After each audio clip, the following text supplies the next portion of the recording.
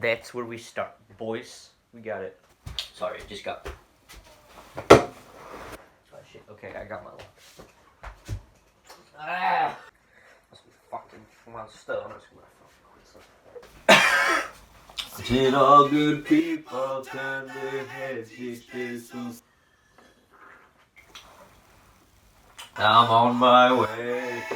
Seen all good people turn their heads each day, so satisfying. I'm on my way.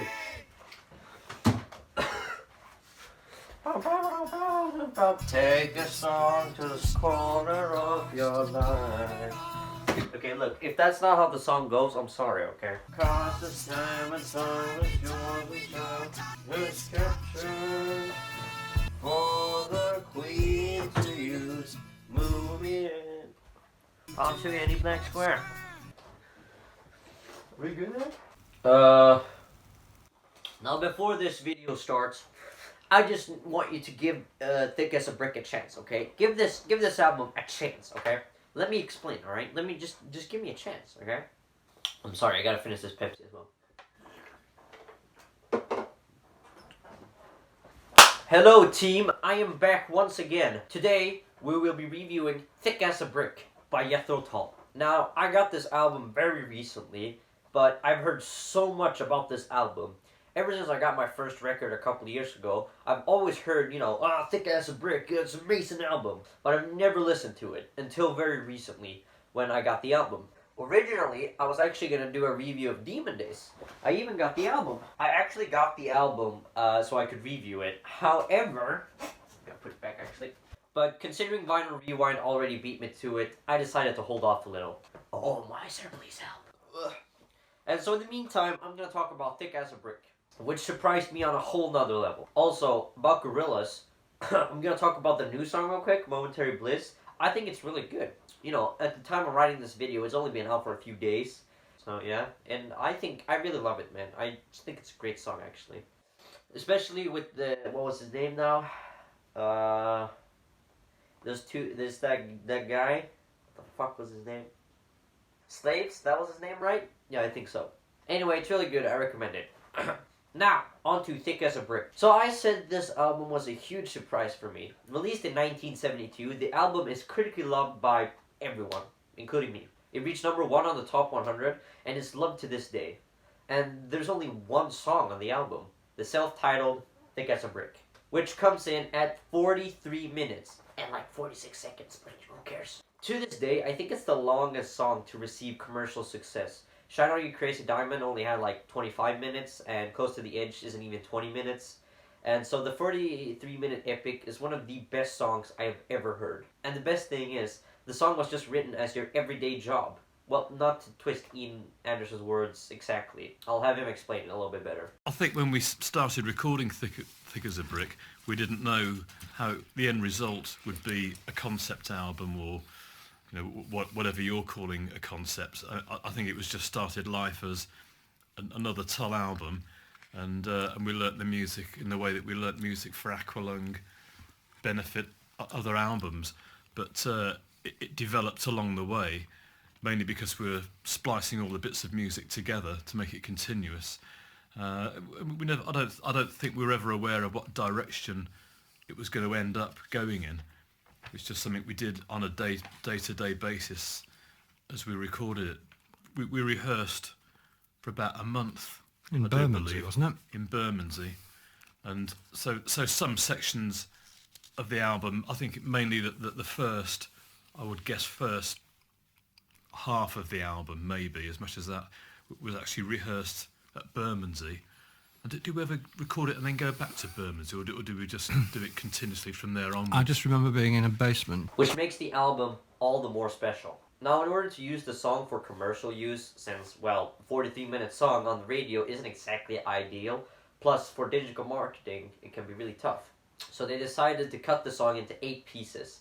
However, on my remastered LP and original LPs, it's just labeled as one song, which I prefer, since that's what it was meant to be. But the 40th anniversary edition of the album did split it into 8 pieces, as well as digital music often has it in 8 pieces as well. Now, for the music itself, I could really talk about it for days. There are a lot of things to talk about in a 43-minute epic like this. And to add to the already great song, it is also a concept song, which makes this a concept album. The album is based off of 8-year-old Gerald Littlebottom Bostock, or is it I must say Bostock, okay, Bostock? I don't speak British. Anyways, Gerald wrote a poem that was broadcasted to the BBC, and the album represents this, where you can see Gerald here. So here is Gerald, right? This is some BBC reporter. This is Gerald. Anyways, and the poem really is godlike. The poem is the lyrics, by the way. Just saying, just so we're all on the same page. There are 25 verses, including some reprises. Seriously, scrolling through the Genius page is like Bob Dylan's Wet Dream. There's also the refrain, yes, believe it or not, which appears 5 times or so, depending if you want to count the line thick as a brick as a refrain, which I think it does. And well, this poem is incredible, written by Anders. I believe, please don't kill me, r/Shitterthal, if it's actually some ghostwriter or something, which he does a great job at. It depicts a lot of things. The album tries to poke fun at music critics, as well as modern music, but yeah, it's 1972. As well as sounding very, excuse me, but poetic. I think I can say poetic. It sounds like a combination of Jim Morrison's writing on something like The End, and in some aspects the comedic writing of Frank Zappa, but not to a great extent. And mix in a little bit of lyrical work from Supper's Ready as well, and well, you can see why it's one of the most poetic songs ever written. There's also the rest of the music, of course, which I could also talk about for a while. Basically, the melody of the song is this guitar riff in the beginning.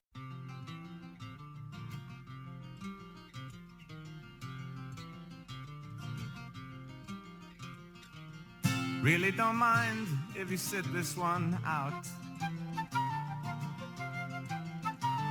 That also appears throughout the album. One of my personal favorite pieces is the start of the second side, which has incredibly fast drumming and trumpets, which sounds a bit patriotic actually.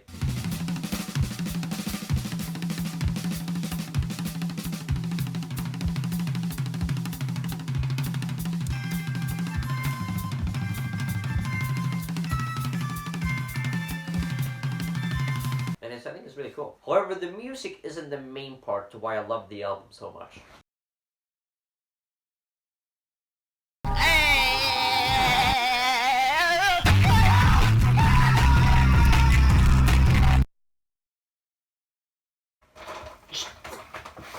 It's the newspaper packaged with the album. This is a fully edited 24-page newspaper article that you can read while listening to the music. It's something so small that makes the album so special. I should also point out that the original LPs, it wasn't really packaged like this. Apparently it folded out because you could fold the album, so it folded out into the 24 pages or something.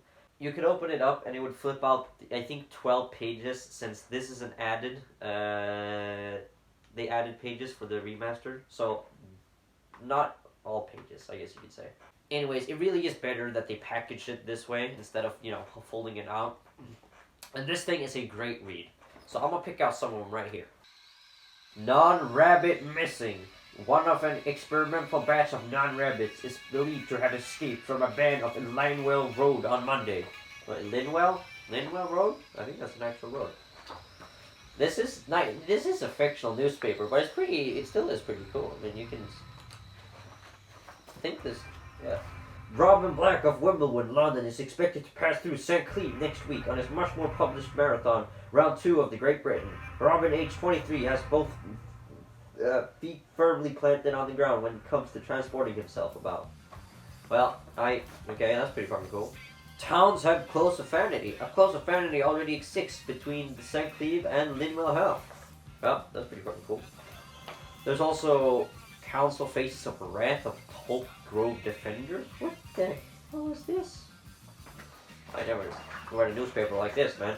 Police hunt. Police are investigating the theft of 12 assorted dwarfs for full-size emperor penguins, a gnome in fishing position, and 2 Tweety bird bats from the garden of Ardblank 28 Church Street, Linwell.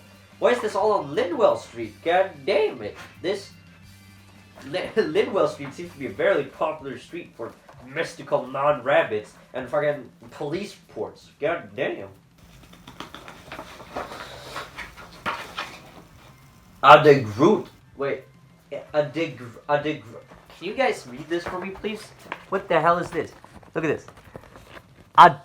De Groot. De Groot. Oh, De Groot. Like, what is that? What is this?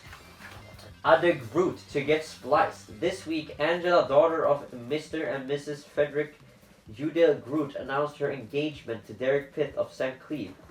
Wait, St. Cleeve? Isn't this the guy who ran the marathon? Good. Where's the fucking marathon, you piece of shit?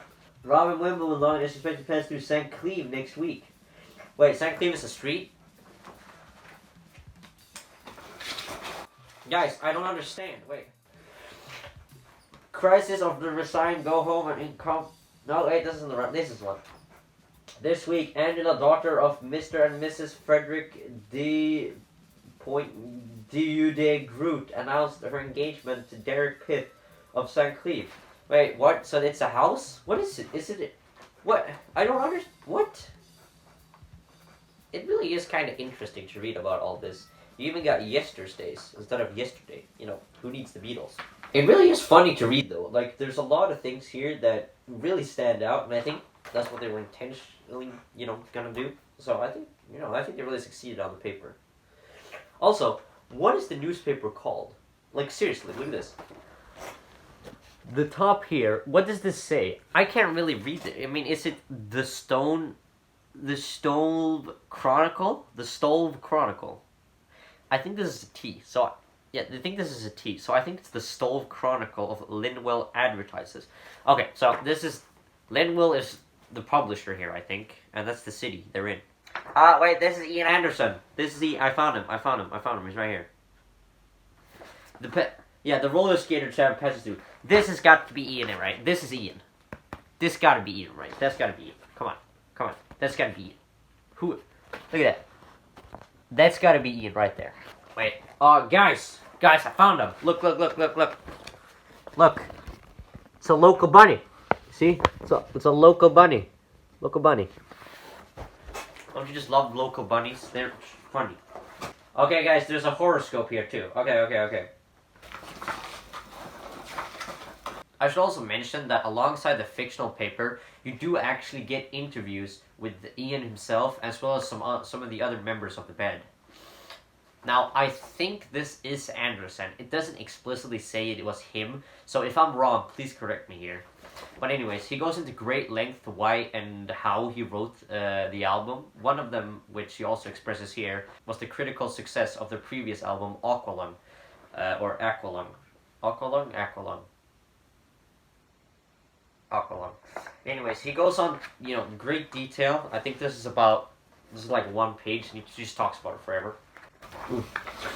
And so here he says, stuff that was a bit more rabble-rousing. So waltzing into town with Thick as a Brick, even though it was #1 Billboard at the time, people were shouting us down with hoots and whistles and "Play Aqualung!"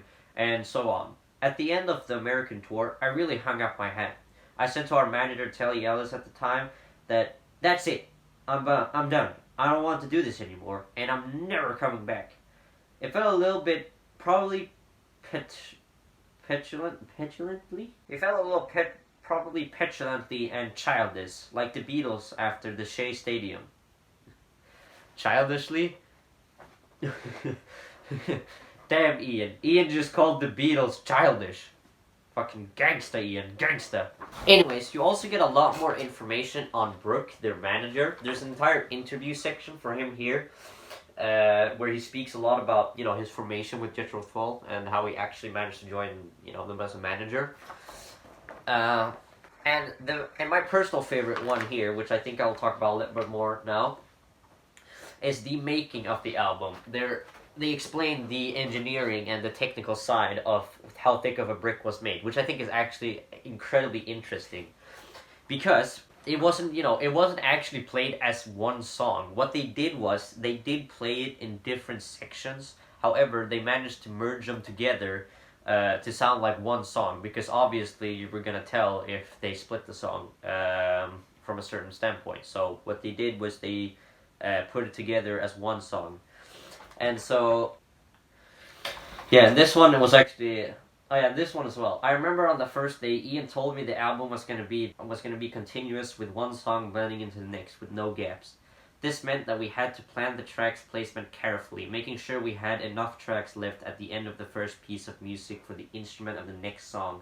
Sometimes we had little time to drop in the next music section, which was a bit nervy, as unlike today's digital setups, if you made a mistake, you couldn't repair it, which would be completely fucked. Remember, if you're 30 minutes into the song, like you're 30 minutes into the song and you accidentally draw it or overdrive it, or no, sorry, if you override the rest or a bit of the other song, and so there's a noticeable cut and you have to do it all over again. And then you also get another interview with Ian looking back on the album. I'm not going to talk about it though. You'll have to experience that one for yourself. See, this is the thing that made the album so special. It's the newspaper article alongside the music. Sitting here listening to Jethro whilst reading about their experience is one of the most genuine vinyl experiences I've had. And a lot of you have home there as well. I think I have listened to this album as well, which just can't really be replicated in the digital music world we live in now. And so I highly recommend you experience this album for yourself.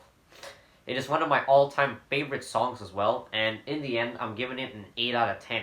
I absolutely loved it, and it came at me, as a surprise, but I absolutely loved it, especially with the interviews. It was really interesting to see how they actually came up with an album like this. Also, there's apparently a Thick as a Brick 2. No joke. Have not heard it though, so, by all means try it yourself. I think it was made by just Ian Anderson, but, that's just me. Fuck do I do now? This is the story of the hare who lost his spectacles.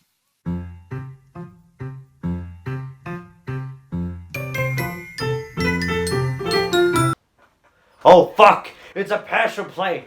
Back, you demon! Back! The power of Christ compels you! The power of Christ compels you! Back! Back! Back, demon!